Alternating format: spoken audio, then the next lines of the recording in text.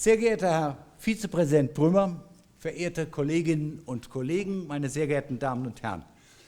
Mein Name ist Reinhard Kratz und ich bin frisch emeritierter Professor für Altes Testament an der Theologischen Fakultät und ich möchte Sie ganz herzlich zu der diesjährigen Julius-Wellhausen Vorlesung begrüßen.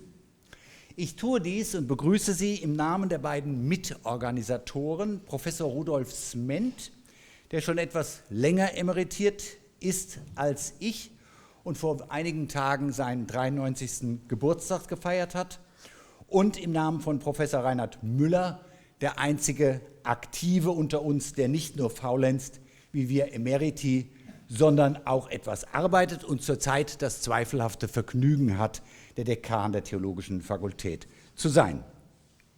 Ich darf Sie ebenfalls für die Niedersächsische Akademie der Wissenschaften zu Göttingen begrüßen, die zusammen mit dem Seminar für Altes Testament diese Veranstaltung durchführt und dessen Präsident üblicherweise ein Grußwort entrichtet, heute aber leider verhindert ist und durch den Generalsekretär Martsch vertreten ist. Ich rede also sozusagen in doppelter Funktion, einmal für die Akademie und die Organisatoren der Vorlesung. Was zur Folge hat, dass ich Sie mit einer etwas längeren Einführung hoffentlich nicht nur langweilen, sondern auf die Folter spannen muss, bevor es mit dem Vortrag losgeht, für den Sie gekommen sind. Zunächst ein paar Worte über die Wellhausen-Vorlesung, und das ist der Part sozusagen der Akademie. Sinn und Zweck der Wellhausen-Vorlesung ist es, einmal im Jahr einen Wissenschaftler oder eine Wissenschaftlerin von Rang, vorzüglich aus dem Ausland, einzuladen, um einen allgemeinen verständlichen Vortrag über ein Thema aus den Gebieten der klassischen und der orientalischen Altertumswissenschaft zu halten. Die Vorlesung wird aus einer eigens dafür gegründeten Stiftung finanziert, für die ein Mitglied der Akademie das Grundkapital zur Verfügung gestellt hat. Die Vorlesung ist nach einem der bedeutendsten Gelehrten benannt, die das Gesicht der Universität Göttingen im 19. Jahrhundert prägten. Julius Wellhausen, 1844 bis 1918, forschte im Laufe seines Lebens über 3 Gebiete: das Alte Testament, das Neue Testament und das alte Arabien. Anders ausgedrückt, das Judentum, das Christentum und den frühen Islam. In allen 3 Disziplinen hat er Bahnbrechendes geleistet, von dem diese bis heute zehren und worauf die Wissenschaft, die Disziplinen der einzelnen Fächer auch heute noch aufbauen. Die nach ihm benannte Vorlesung will zum einen an die wissenschaftliche Leistung von Julius Wellhausen erinnern, zum anderen zur Fortsetzung und öffentlichen Verbreitung der Forschungen in dem von ihm repräsentierten und den angrenzenden philologisch-historischen Disziplinen beitragen. In diesem Jahr findet die Julius-Wellhausen-Vorlesung im Rahmen einer mehrtägigen internationalen Konferenz statt, die sich mit The Origins of Israel Through the Centuries im 1. Jahrtausend BCE beschäftigt und zu der renommierte Wissenschaftler aus Argentinien, aus Belgien, Deutschland, Estland, Finnland und Israel eingeladen wurden. Für die Wellhausen-Vorlesung selbst haben wir Professor Yonatan Adler aus Israel gewinnen können, der mit seinem jüngst erschienenen Buch über The Origins of Judaism in der Forschung wie in der Öffentlichkeit weltweit große Beachtung gefunden hat. Nun, gegen diese Einladung von Professor Adler ist im Vorfeld der Veranstaltung, und Sie hören es auch draußen, vereinzelte Kritik in der lokalen Presse und den sogenannten sozialen, wenn ich das mal so sagen darf, meiner Meinung nach eher asozialen Medien laut geworden. Die Kritik richtete sich nicht gegen den Redner, so wie ich es verstanden habe, sondern gegen die Einladung von Wissenschaftlerinnen und Wissenschaftlern aus Israel generell und insbesondere gegen die Universität, an der Professor Yonatan Adler tätig ist, die Ariel University. Diese Universität liegt nämlich nicht in den völkerrechtlich anerkannten Gebieten Israels, sondern in der jüdischen Siedlung Ariel, in dem ehemals jordanischen Gebiet der sogenannten Westbank, das mehrheitlich von Palästinensern bewohnt wird und in der Folge des von Ägypten und Jordanien ausgehenden Sechstagekrieges 1967 von Israel besetzt wurde. Sowohl die Ansiedlung Ariel als auch die Ariel University in dieser Siedlung sind daher völkerrechtlich nicht anerkannt und ihr rechtlicher Status ist auch in Israel selbst umstritten. Vielleicht nur zur Erinnerung, nach dem Oslo-Abkommen gehört das Gebiet, auf dem die Ariel University ist, in die Area B, die zwischenzeitlich von Israel kontrolliert werden sollte, während der Friedensverhandlungen, die nun einmal leider abgebrochen wurden. Das Präsidium und die Universität und die Akademie, die Veranstalter der Wellhausen-Vorlesung und nicht zuletzt die Studentenvertretung AStA haben sich mit der Kritik eingehend auseinandergesetzt, sind aber einvernehmlich und mehrheitlich zu dem Schluss gekommen, an dieser Einladung festzuhalten. Wie auch bei anderen Ländern, gegen deren staatliche Institutionen völkerrechtliche, politische oder ethische Bedenken bestehen. Ich nenne nur den Völkermord an den Uiguren in China. Ich erinnere an gerade den Sudan, was da im Moment vor sich geht.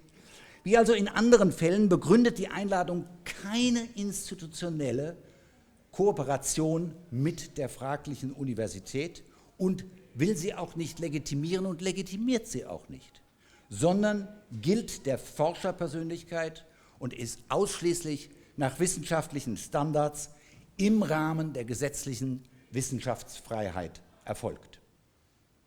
Es ist in diesem Zusammenhang vielleicht auch von Interesse, dass Yonatan Adler in seinen Kursen ebenso wie übrigens an allen anderen israelischen Universitäten, wie die, soweit ich sie kenne, üblich ist, sowohl jüdische, das heißt israelische, als auch nicht-jüdische arabische Studierende unterrichtet in seinen Kursen und anders als in manchen anderen Ländern in seiner Freiheit von Lehre und Forschung in keiner Weise eingeschränkt ist.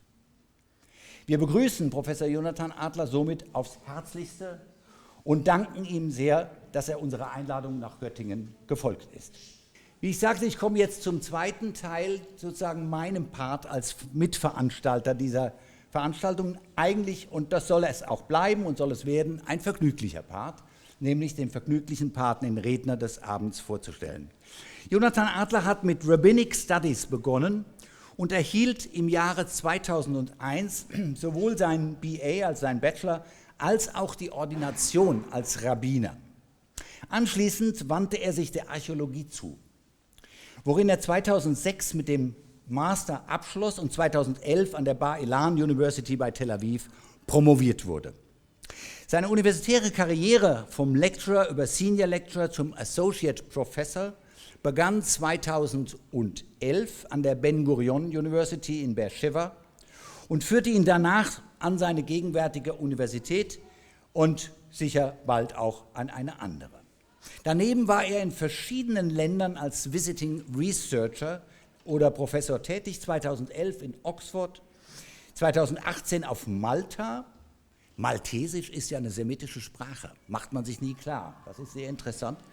2019 bis 2020 an der Yale University, 2023 in Aarhus, 2024 in Lund und erhielt eine Reihe von Fellowships, Preisen und was weiß ich alles noch, die ich hier aber nicht alle aufzählen möchte. Nun, unter seinen mittlerweile schon über 80 Publikationen ragt die 2022 in Yale University Press erschienene Monographie The Origins of Judaism hervor.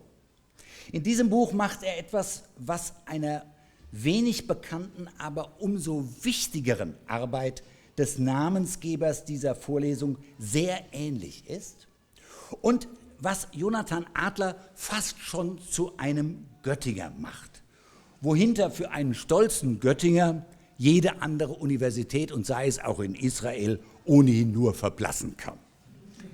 Julius Wellhausen war, wie schon gesagt, nicht nur Bibelwissenschaftler, sondern auch Arabist. Aus dieser Phase stammt sein Buch, Herr Günther kennt es, der ist Arabist, Reste hebräischen Heidentums, das 1887 in erster und 1897 in zweiter erweiterter Auflage erschien. In dieser Arbeit hat Wellhausen durch eine kritische, literarhistorische Analyse der islamischen Überlieferung unter Heranziehung von epigraphischem Material, im Wesentlichen nabatäischen und griechischen Inschriften, ein anschauliches Bild der älteren vorislamischen arabischen Religion rekonstruiert, die von dem Islam selbst in seiner Überlieferung dann verworfen und transformiert wurde. Die Bedeutung dieses methodischen Ansatzes für die israelitisch-jüdische Religion hat Wellhausen selbst gesehen und in dem berühmten, viel zitierten Selbstzeugnis zum Ausdruck gebracht, mit dem er 1882 seinen aus Gewissensgründen vollzogenen Austritt aus der theologischen und den Eintritt in die philosophische Fakultät begründete. Und ich will Ihnen das Zitat mal vorlesen, das ist ganz hübsch. Den Übergang vom Alten Testament zu den Arabern habe ich gemacht in der Absicht, den Wildling kennenzulernen, auf den von Priestern und Propheten das Reis der Torah Jahwes gepfropft ist. Denn ich zweifle nicht daran, dass von der ursprünglichen Ausstattung, mit der die Hebräer in die Geschichte getreten sind, sich durch die Vergleichung des arabischen Altertums am ehesten eine Vorstellung gewinnen lässt. Soweit Wellhausen. Nun, Yonatan Adler hat auf seinem Gebiet etwas sehr Ähnliches getan. In seinem Buch Origins of Judaism hat er die simple Frage gestellt, ab wann eine allgemeine Praxis der Gesetze der Torah, also das Gesetz, das in der hebräischen Bibel gefordert wird, und die Torah, die das Judentum auszeichnet, ab wann die Praxis der Gesetze der Torah in einer breiten Masse der Bevölkerung archäologisch und historisch eigentlich belegt ist. Anhand verschiedener Parameter, die er nach und nach durchgeht, Dietary Laws, Ritual Purity, Figural Art, Tefillin und Mesosot und Synagogen, weist er schlagend nach, dass dies erst ab der späten hellenistischen, nachhasmonäischen, römischen Zeit der Fall ist, also gegen Ende des 1. Jahrtausends vor Christus.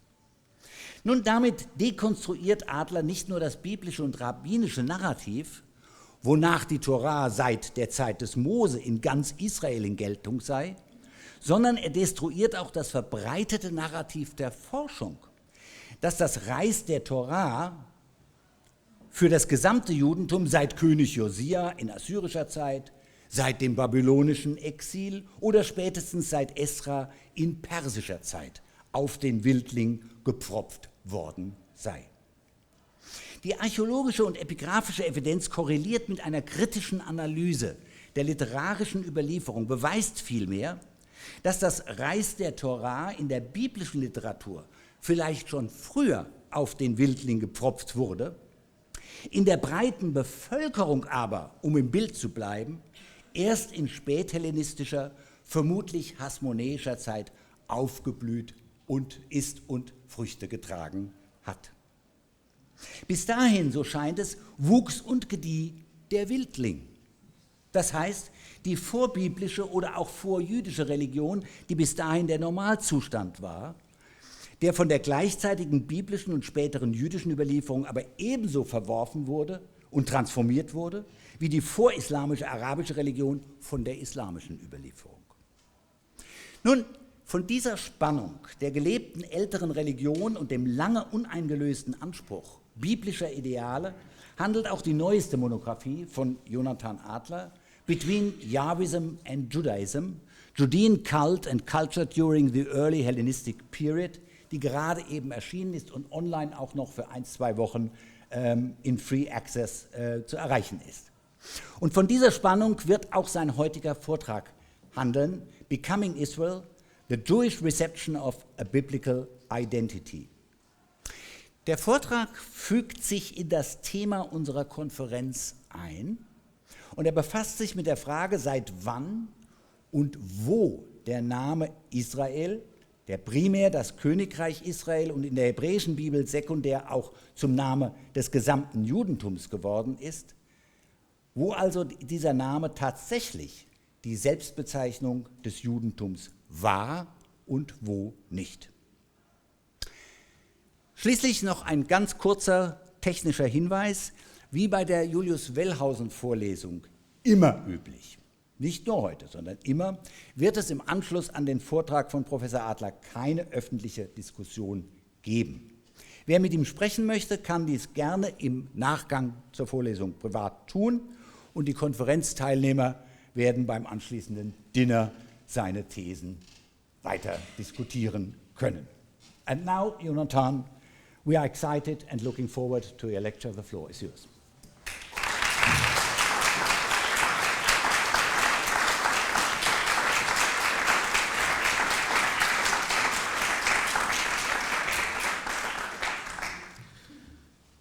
Thank you very much, Professor Kratz, for this lovely introduction. I want to thank also Professor Reinhard Müller for the invitation, both Reinhards for the wonderful invitation. I also want to thank the institutions that have organized this event, the Lower Saxony Academy of Sciences in Göttingen and the University of Göttingen, Professor Smend, and all of you for coming. I very much appreciate that. I'm sorry? Louder, okay. I can do louder. Okay. The association between Jews and the biblical children of Israel is so fundamental to Jewish identity that it often passes without question. Traditional readings of the Hebrew Bible understand the Jewish people as descendants of Judah, one of the 12 tribes that together formed the larger collective Israel. Yet, recent scholarship has increasingly challenged this assumption, suggesting that the notion of Judah as part of a unified Israel was not a historical reality, but rather a late ideological construct. Picking up from these current discussions, the study I present to you this evening investigates not when biblical writers first articulated such an ideology, but rather when and how ordinary Jews eventually came to adopt it. Specifically, I ask, when did Jews begin to identify themselves as part of Israel?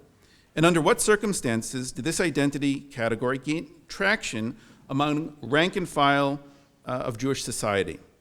Peasants in the fields, artisans in the markets, and homemakers in the villages. Methodologically, this investigation turns away from literary sources and instead surveys the extensive non-literary textual record. Cuneiform tablets, papyri, ostraca, inscriptions on stone, mosaics, seals, amulets, coins, spanning from the Babylonian conquest through the Byzantine period. These remains include thousands of texts that were created by and for the common people, providing rare access to the ways that ordinary Jewish individuals and communities self-identified. To anticipate my conclusions, so these are my conclusions, and if this is enough for you, you can go after that, but I'll be giving the evidence along the way.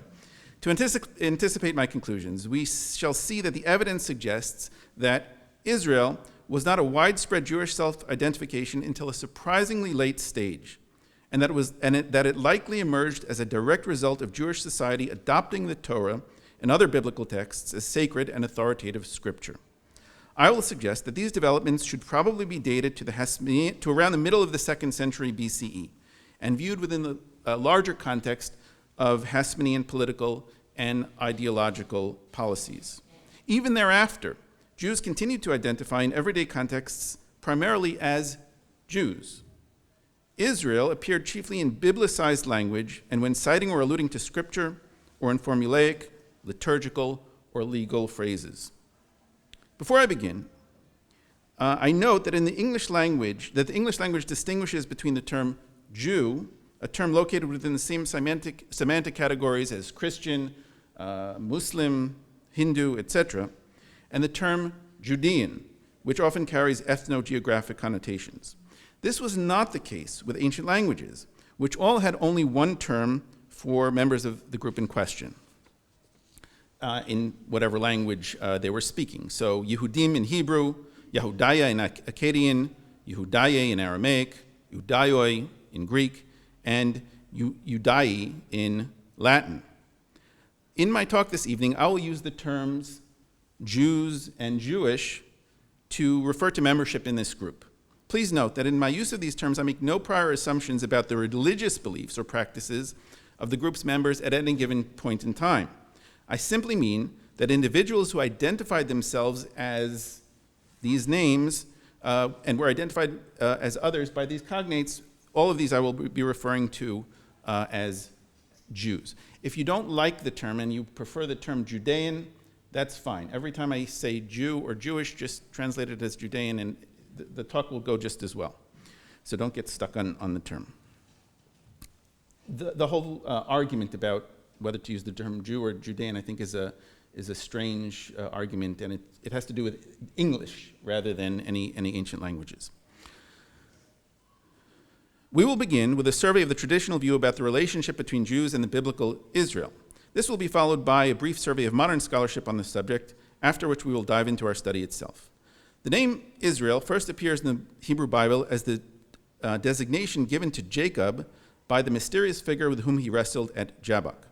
Soon after, God himself reaffirms this name in a vision at Bethel. From that point onward, Jacob's descendants are collectively identified as the children of Israel, the congregation of Israel, the assembly of Israel, or simply as Israel. Jacob is described as fathering 12 sons, each of whom became the eponymous ancestor of a tribe. Collectively, these formed the tribes of Israel. Judah, as Jacob's fourth son, thus gave rise to a group whose individual tribal identity, Judah, was subsumed within the larger confederative identity of Israel. This foundational narrative has long functioned as the interpretive key through which later biblical references to Israel and Judah have been read. In the biblical account, Judah and his descendants descend to Egypt, together with the rest of the children of Israel. Following the Exodus, the tribe of Judah marches and encamps alongside the other tribes through the wilderness, and upon entry into Canaan, secures its own allotted territory. When Saul is crowned the first king of Israel, his authority encompasses all 12 tribes, Judah included. After Saul's death, David and Solomon of the tribe of Judah reign over a united kingdom of Israel. Only with the reign of Solomon's son, Rehoboam, does the narrative introduce a rupture. 10 northern tribes break away to form their own polity, a kingdom which comes to be known as Israel, while the southern kingdom, ruling out of Jerusalem, remains as Judah. Yet despite the political schism, the biblical account portrays Judah's population as never relinquishing their fundamental self-understanding as members of a larger identity group called Israel. This perspective remains consistent after the Assyrian destruction of the northern kingdom, when Judah endures as the sole remnant of Israel. And again, after Judah's own defeat and exile at the hands of the Babylonians. Even in the Persian period, when some exiles returning to their homeland in the province of Yehud, the collective self-understanding as Israel persists.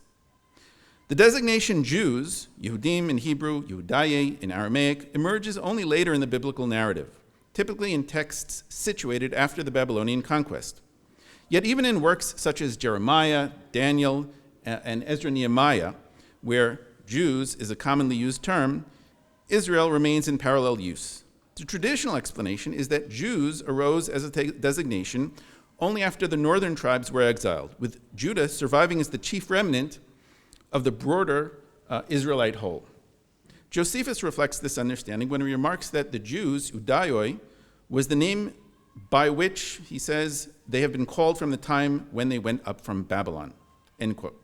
In sum, the traditional reading of the biblical evidence, until now I've been explaining the traditional reading of the biblical evidence. This is before we start with our historical examination. The traditional reading of the biblical evidence assumes that the people of Judah were always conceived as part of a larger Israel. Within this framework, Israel is the original and primary identity, while Jews represents a late and secondary development. So this is important. The traditional understanding is first you have Israel, and then you have a development where these people begin to be called Jews. And this is an adaptation to catastrophe, an adaptation to what happens with the exile of the northern tribes and then of Judah. Until now, the traditional reading.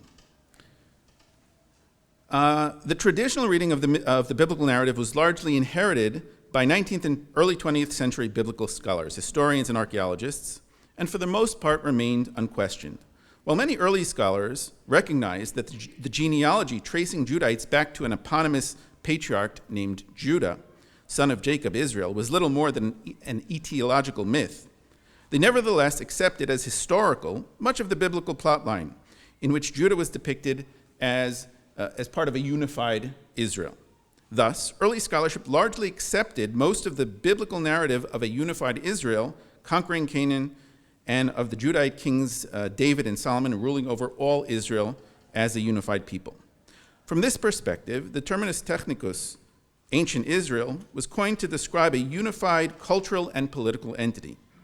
Scholars investigated ancient Israelite history, ancient Israelite culture, and ancient Israelite religion, terms which were applied broadly to all Hebrew-speaking people centered in the highlands of the southern Levant. Judah was consistently subsumed within this broader framework, and north-south distinctions were rarely drawn. Jews were viewed as the direct descendants of this ancient Israel, whose religion developed in the post-exilic period into a novel form called Judaism. Julius Wellhausen's work epitomizes this paradigm.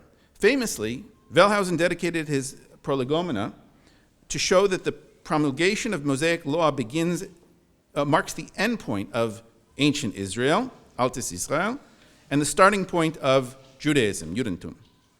The latter developed out of the former, according to Wellhausen. But Wellhausen was hardly unique. The idea that Judah was always an integral part of a larger Israel and that Jews were the direct heirs of this ancient Israel remained axiomatic until the late 20th century. This is not to say that every detail of the biblical narrative on this matter went unchallenged. Already in 1925, Albrecht Alt rejected the model of a rapid and unified Israelite conquest under Joshua, proposing instead a gradual, peaceful settlement of pastoralists. In the 1960s and 1970s, George Mendenhall and Norman Gottwald suggested a social revolution of oppressed Canaanite classes at the bottom of the city-state hierarchies who moved from the lowlands into the hill country to settle. Yet even in these revisionist models, the settlers were still assumed to share a common identity as Israel. The first sustained challenge to this traditional paradigm arose in the 1990s, with studies by Thomas Thompson, Philip Davies, and Niels Peter Lemke. These so-called minimalist scholars argued that there's no reason to think that the people who settled in the northern central highlands where the kingdom of Israel eventually rose had any connection with the people who settled in the southern central highlands, where the kingdom of Judah eventually emerged. They highlighted the ambiguity of the Merneptah stela, the earliest known reference to Israel, which does not specify the character or the location of the group. They also contended that the biblical portrait of a united monarchy under Saul, David, and Solomon was a late ideological construct with no historical basis. If there was no conquest, no monolithic Israel in the late Bronze, early Iron Age transition, and no united monarchy, then Judah could never have formed a constituent element of any kind of coherent, larger group called Israel. While these studies were thin on primary data, they were methodologically significant. By sharply distinguishing between the biblical literary depictions and historical reality, they paved the way for crucial archaeological reassessments. Israel Finkelstein, in particular, demonstrated from material data that the northern and southern highlands had long been distinct ecologically and politically. Already from the Bronze Age, Shechem dominated the north, Jerusalem the south. Archaeology, in his view, revealed two separate trajectories of state formation, with Israel arising first independently, while Judah remained a marginal backwater until it developed the infrastructure of statehood in the 8th century BCE. Crucially, he argued that Judah's population had never belonged to a larger entity called Israel. These arguments sparked renewed debate, especially in the past 25 years, over when and under what circumstances a pan-Israelite identity first emerged.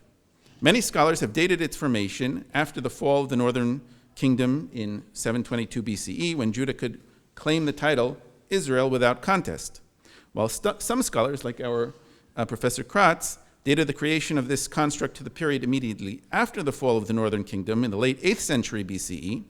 Others dated it to the time of Josiah in the late 7th century BCE, to the time shortly after the fall of Jerusalem in the early 6th century BCE, or during the period of Persian administration from the late 6th to the late 4th century BCE. To be sure, not all scholars have come to accept the view that a pan-Israelite identity had no basis at all in historical reality. Many have argued that, even if the biblical portrait of a vast Davidic and Solomonic empire might have been exaggerated, there is still reason to think that the Central Highlands had once been united between North and South under a single political structure for a short time during the 10th century BCE. Even in that view, however, it remains far from clear that a Judah as Israel identity ever developed under the putative united monarchy itself, or that it might have survived the centuries-long division between the two kingdoms. Notably, all extant Iron Age inscriptions that mention Israel, the Kirch monoliths, the Mesha stele, and the Teldan stele, refer exclusively to the northern kingdom. And yet, intriguingly, biblical writers in Judah did begin to stress that the idea that Judah should be regarded as an integral part of a larger Israel, apparently only sometime after the fall of the northern kingdom. So this happened, and we end up with a remaining problem. And that is not when the biblical authors began to promote this identity of a pan-Israelite identity, but rather the widespread reception of this idea. That's the question which still remains. So the question is, at what point did ordinary Jews, the peasants, the artisans, the homemakers who form the bulk of Jewish society, when did they come to think of themselves as Israel? And how did this self-understanding manifest in practice? So this is my focus. My focus is on the 99.9% of the population, not the writers, not the elites, but the ordinary people. To date, these questions have scarcely been asked in scholarship. It is precisely to this problem, then, that we now turn. As a rule, literary texts tend to be problematic sources of information when seeking to understand behaviors and beliefs common among the ordinary, non-intellectual masses who compose the vast majority of any population. On the other hand, a society's non-literary textual remains, texts preserved on personal correspondences, legal documents, epitaphs, mosaic floors, magical artifacts, and coins, often provide a valuable window onto the everyday lives of the less than literate members of society. From the historical periods post-dating 586 BCE, the Babylonian, Persian, Hellenistic, Roman, and Byzantine periods, we are fortunate to have several thousand non-literary texts which relate to Jews. Most of these were created by and or for Jews, and therefore provide valuable windows onto the day-to-day lives of ordinary Jews and Jewish communities, both in Judea and throughout their diaspora. These texts have been preserved on cuneiform tablets from Babylonia, on papyri from Egypt and the Judean desert, on ostraca, on inscriptions on stone and plaster, on mosaic floors, on seals, on artifacts associated with magic, and on Jewish coins. And thanks to the painstaking efforts of scholars working across several domains of specialization, a great many of these non-literary textual corpora relating to Jews have already been collected and published. So scholars who have come before me have done the hard work of collecting all of this non-literary textual data, and for me, the work was actually quite straightforward.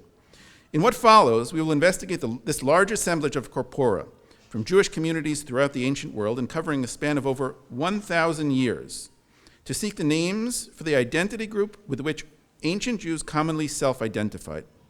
My method is to survey the published collections of non-literary texts to seek uses of the ethnonyms Israel, Jew, and Hebrew. I will pay special attention not only to the dates of the texts, but also to the various ways that these identity terms were employed. This longue durée perspective will reveal that the name Israel began to be used by Jews only at a relatively late date, and almost always only in direct citations of the Bible, in allusions to biblical terminology, or else in what might be called biblicized language. From Babylonia, a published collection of over 200 cuneiform tablets dating to 572 to 477 BCE has been associated with an early Jewish presence in Mesopotamia. The only ethnonym ever used for this group is derived from the Akkadian Yahudu, cognate with the Hebrew for Judah. Many of the tablets were written in a location originally called Town of the Judeans, Alusha Yahudaya, and later known simply as Judah Town, Yahudu. The tablets also refer to fields belonging to specific individuals identified as Jews. As Reinhard Kratz has noted in the past, the term Israel appears nowhere in this entire corpus. Similarly, among the 64 tablets which include names identified as Jews from the so-called Murashu archive, dated to 455 to 403 BCE, the name Israel never appears. I want you to just notice, as we go through the slides, I will be underlining the terms, all the terms for Jew with yellow, and all the terms for Israel with blue. So you'll just keep an eye out for that. So all of these tablets have the term Jew. None of them have the term Israel. The first time we find the term Israel in the epigraphic record from Babylonia is on magical texts written in Aramaic on earthenware bowls dating to the late antiquity, around the 6th to 7th centuries CE. The name appears mostly in direct quotes from the Hebrew Bible and in contexts which refer specifically to biblical ideas, like the giving of the Torah at Sinai or the Torah's divorce regulations, said to be according to the laws of Moses and Israel, Kedat Moshe v'Yisrael, or sometimes just as the law of Israel, the law of the daughters of Israel. The term Jews also appears, but only when speaking about Jews in corporate yet mundane contexts, without reference to biblical notions. So, for example, the oath of the Jews or the sorcery of the Jews. So it always appears in some kind of biblicized context. Moving on to Egypt. From Egypt, we have dozens of papyri and ostraca associated with the Jewish community residing on the Nile island of Elephantine in the 5th century BCE. The ethnonym Jews, Yehudaye in Aramaic, appears about 20 times throughout the papyri, as a descriptor both of the community living at Elephantine as a whole and of individual members of this community. Again, as Professor Kratz has noted, the name Israel never appears in this entire corpus. Later, from Ptolemaic, Roman, and Byzantine periods, we have over 600 documentary papyri and ostraca associated with Jews, conveniently located collected in the now 5-volume Corpus Papyrorum Judaicarum. Throughout this large collection of texts, Jewish individuals and their local communities are referred to almost exclusively with the ethnonym Jew, Judaios in Greek, a term that appears close to 200 times throughout the corpus. The term Hebrew, Hebraios, in Greek is rare, appearing only 3 times. The name Israel appears in only one papyrus, in an Aramaic marriage contract from Antinopolis, dated 417 CE. Unfortunately, however, the reading there is fragmentary, surrounding the 3 places in the papyrus where the term Israel, Yisrael appears, making it difficult to know the precise way it is used. Almost certainly, however, the text appears to speak of Israel in a corporate and probably formulaic manner rather than referring to specific individuals or a particular local community. Among the inscriptions on stone as well, Jewish individuals and their local communities are referred to almost exclusively as Jews. This is still in Egypt. The only surviving inscriptional reference to Israel is in a single fragmentary text on a stone lintel from Roman-era Alexandria. The bilingual inscription reads, no, I'm sorry. This is the bilingual inscription. I'll skip the beginning because it's very fragmentary. It's clearly a name. And the holy place, Israel. God is the helper, peace. Shalom in Hebrew. While the fragmentary nature of the inscription makes it impossible to reconstruct the precise context within which Israel appears here, it seems safe to conclude that it is probably referring to the entire people of Israel in a formulaic manner, rather than describing the ethnic identity of an individual or specific community of Jews. As we shall see below, the phrase peace upon Israel, exerted from Psalms 125 and 128, appears on several synagogue and epitaph inscriptions, and it seems justified to speculate that here too, this is an example of that. Looking elsewhere in the Jewish diaspora, in Western Europe, Eastern Europe, Asia Minor, Syria, and Cyprus, Cyrenaica, and elsewhere in northern Africa, the term Jew, mostly in Greek as Judaios, but sometimes in Latin as Judaios, dominates in the surviving inscriptions on stone, appearing well over 100 times. Less common is the term Hebrew, appearing around 20 times. In all of these regions together, so I'm talking about the entire diaspora outside of Egypt, the term Israel has survived in only a handful of Jewish inscriptions. 9 are epitaphs from Western Europe and Asia Minor, dating between the 3rd and 7th century CE, which include the biblical formula, peace upon Israel, Shalom al Israel, in Hebrew. A Latin epitaph from 4th to 6th century Spain, CE of course, Spain, reads, may her soul be at peace at an end in peace with all Israel, amen, amen, amen. While another of uncertain date from Sardinia reads, if anyone disturbs him, the God of Israel will be the avenger forever. A 4th century CE or later fragmentary inscription from Akmonia in Asia Minor reads, it's very fragmentary, it reads something Israel upon Jerusalem, something Yisrael ve'al Yerushalayim, a formulaic phrase reminiscent of various contemporary rabbinic blessings and prayers. A 4th century CE or later fragmentary inscription from Iconium, also in Asia Minor, invokes the God of the tribes of Israel, a formulaic phrase which seems to allude to biblical terminology. A 4th or 5th century CE Aramaic or Hebrew amulet from a tomb near Aleppo in Syria invokes the Jewish God by Yah of hosts, the God of Israel, another clear allusion to biblical terminology. And an inscription from a doorway in Palmyra in Syria, dated to the 3rd century CE or later, consists entirely of a biblical text, the Shema of Deuteronomy. All these inscriptions refer to Israel either as in a direct quote from a biblical phrase, as an allusion to biblical terminology, or else in a formulaic manner referring to the corporate body of Israel and or its deity.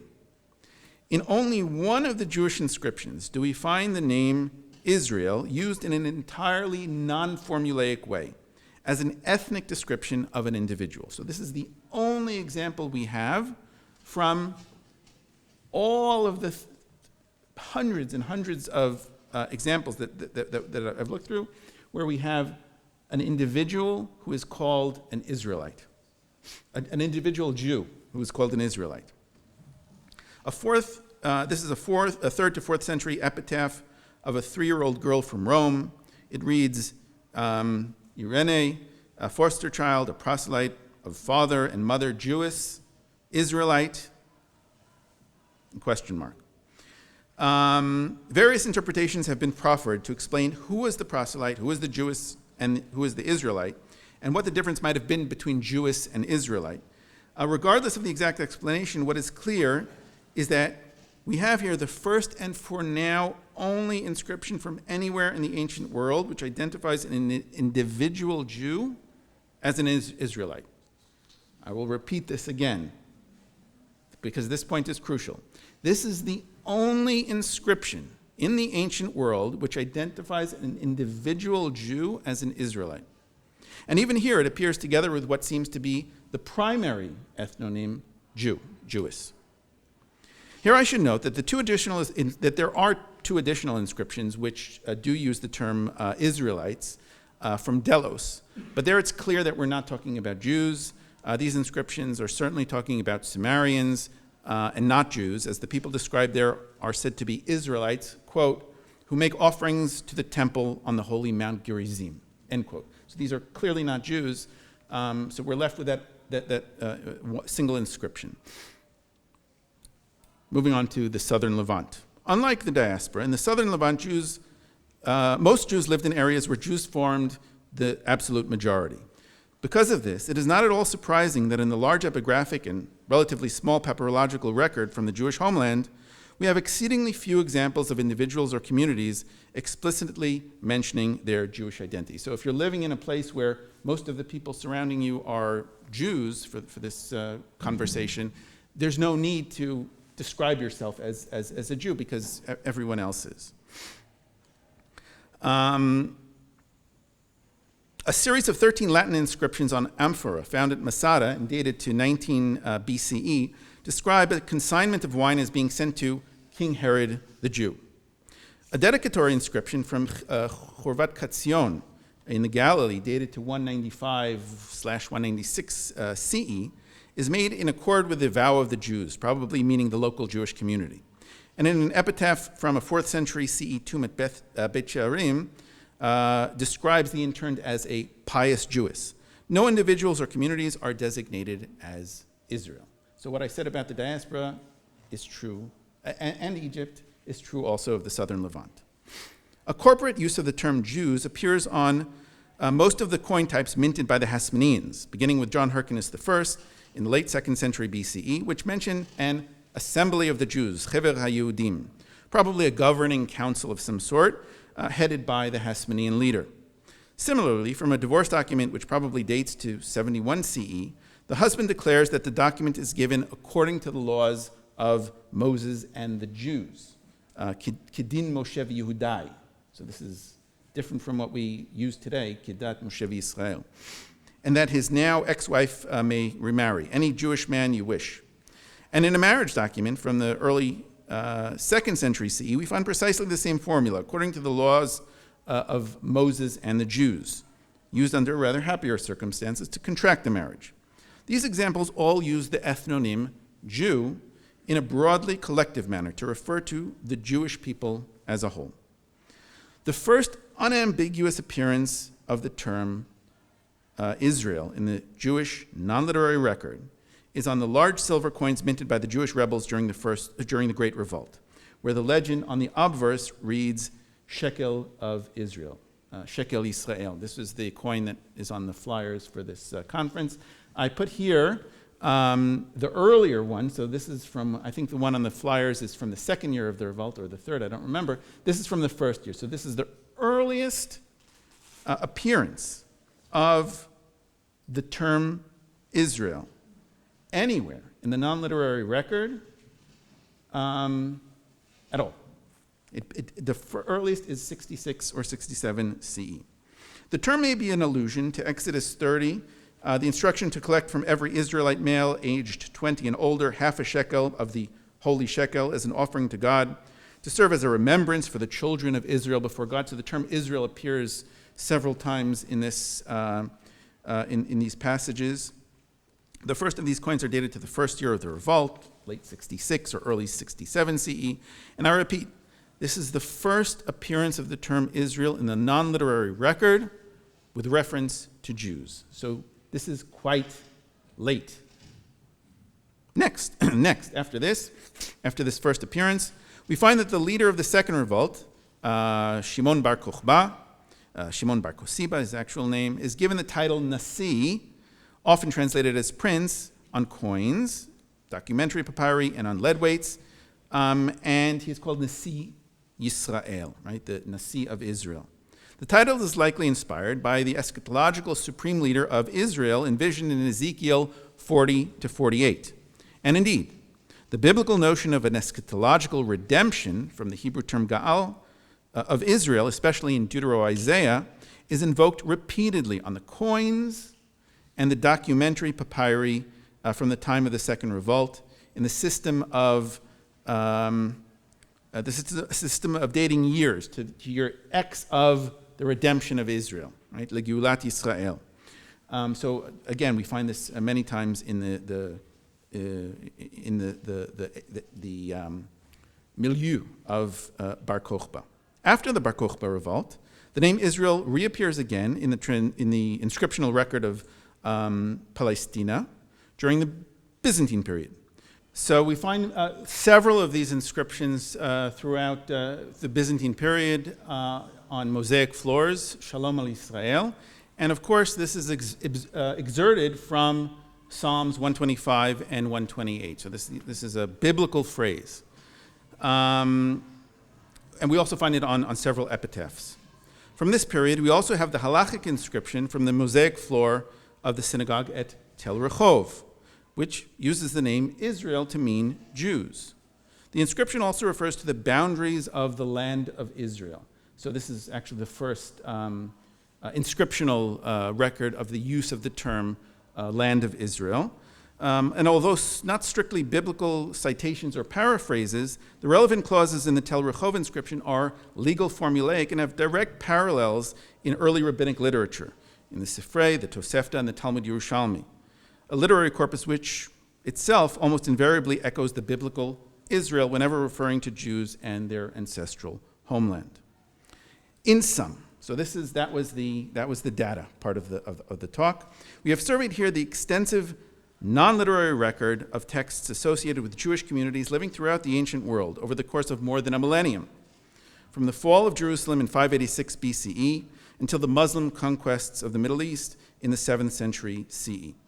Throughout this enormous epigraphic, papyrological, and numismatic record, which includes thousands of texts, short and long, whenever Jewish individuals or local Jewish communities are designated with a group identity, it is almost invariably as Jews.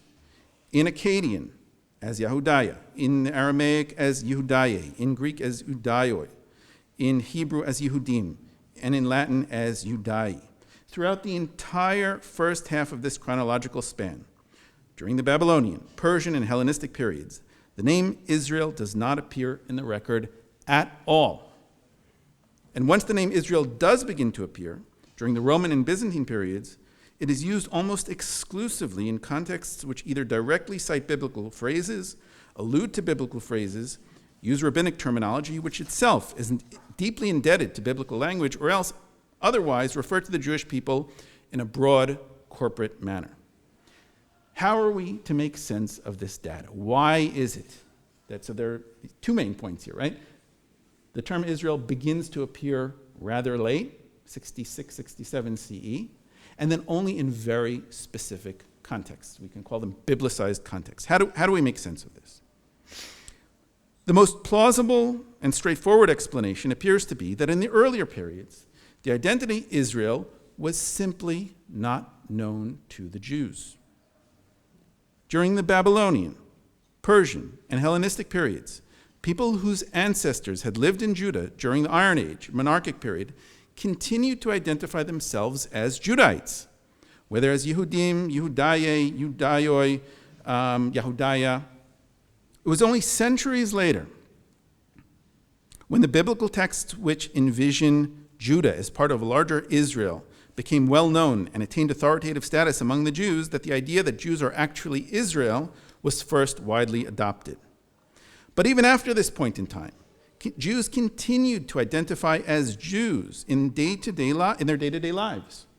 It was only under special circumstances, when Jews were thinking in biblical terms, whether directly citing biblical phrases or else alluding to biblical ideas, that the identity Israel was recalled and put to use. In mundane speech, Jews firmly remained Jews. Only when using biblicized language did Jews come to identify with the biblical identity Israel. While the earliest hard evidence of Jews identifying as Israel in the non-literary record dates to 66, 67 CE, it seems probable, and here it's a bit speculative, but I think it's probable, that the idea had begun to disseminate already sometime prior to this, most likely, I think, during Hasmonean times. This suggestion is founded on the hypothesis proposed by Reinhard Kratz in his 2013 monograph on the historical and biblical Israel, that what he calls the biblical tradition, including the Mosaic Torah, came to be disseminated widely within Jewish society only after the Maccabean revolt, which broke out in the 160s BCE. Kratz viewed the Hasmonean period as the formative time when Jewish society transitioned from a non-biblical Judaism, a culture largely unaffected by the ideas found in the biblical literature, to a biblical Judaism, deeply indebted to biblical beliefs and practices. It seems reasonable to suggest that precisely this dissemination of the biblical tradition during Hasmonean times would have been the catalyst for Jews adopting the identity of Israel, which is to say that it was only through the reception of the biblical corpus as authoritative scripture that Jews adopted this most foundational biblical identity and finally became Israel. So that explains the title of my talk. My conclusions here align substantially with the thesis I put forward in my 2022 book that Professor Kratz had mentioned in his introduction, The Origins of Judaism. There I investigated the question of when the Jewish way of life first came to be characterized by conformity to the rules and regulations of the Torah.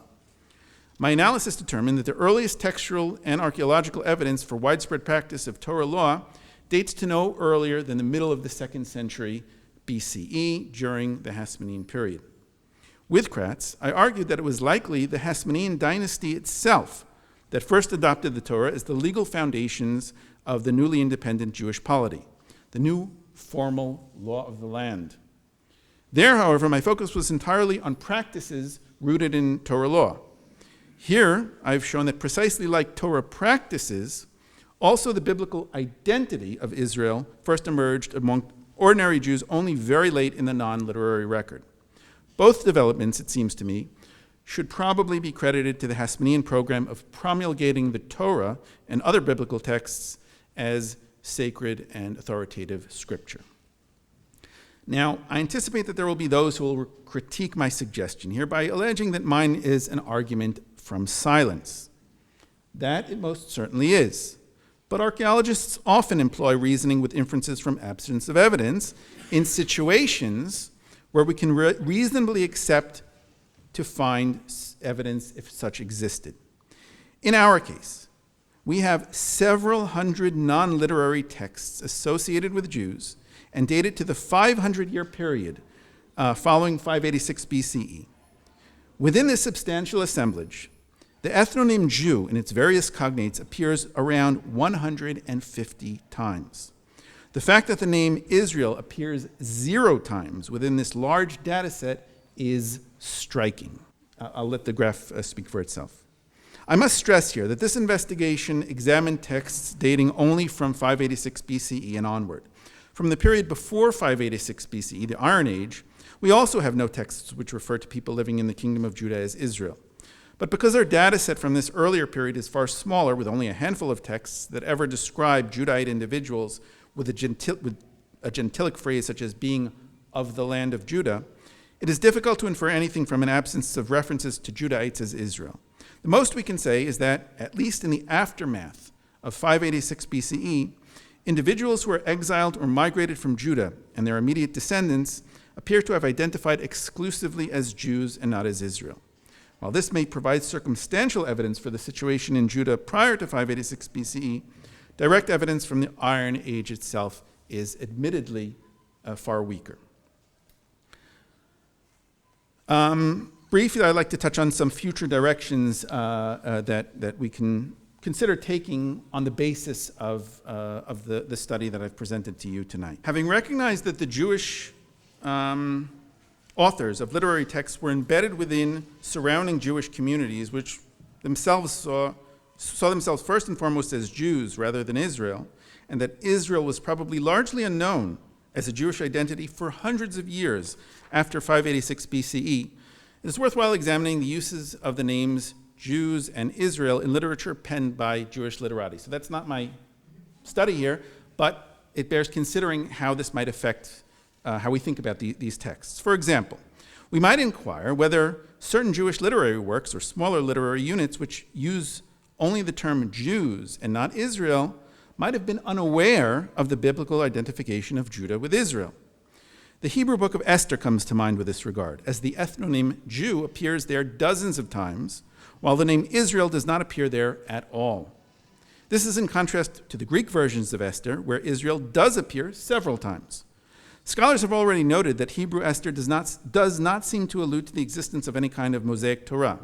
Could it be that Ezra was written by an author who might have been completely unaware of the Pentateuch and other biblical texts which identified Jews as a component of a larger Israel? Many would reject this notion out of hand, since Esther is often thought to contain intertextual allusions and dependencies on other biblical texts, which do recognize the notion of Judah within Israel. With this in mind, perhaps we should consider the possibility that the author of Esther did know of the identification of Jews as Israel, but deliberately chose to suppress the idea. Conversely, we might inquire what might be signified of texts where only or primarily the name Israel is employed rather than Jews. The entire corpus of early rabbinic literature comes to mind in this regard, as the Tannaitic and Amoritic rabbis consistently used the term Israel when speaking of Jewish individuals or groups of Jews. Although this has been noted and discussed before, the phenomenon is made especially striking when considered against the larger societal background, wherein the normal term for Jews was Jews, and Israel was reserved for biblical quotes and allusions. This recognition highlights how the rabbis' consistent choice of Israel instead of Jews involved a significant degree of biblicizing the language employed in their literature.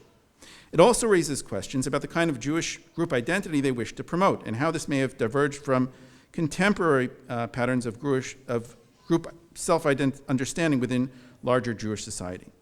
Already, I might note that the results of our analysis here debunk the warped thesis proposed by Nazi scholar Karl Georg Kuhn, published in 1938 Germany, where he argued that Jews in Judea Palestina almost exclusively used the term Israel for self-designation, and that the term Jew was, quote, strange and alien to them.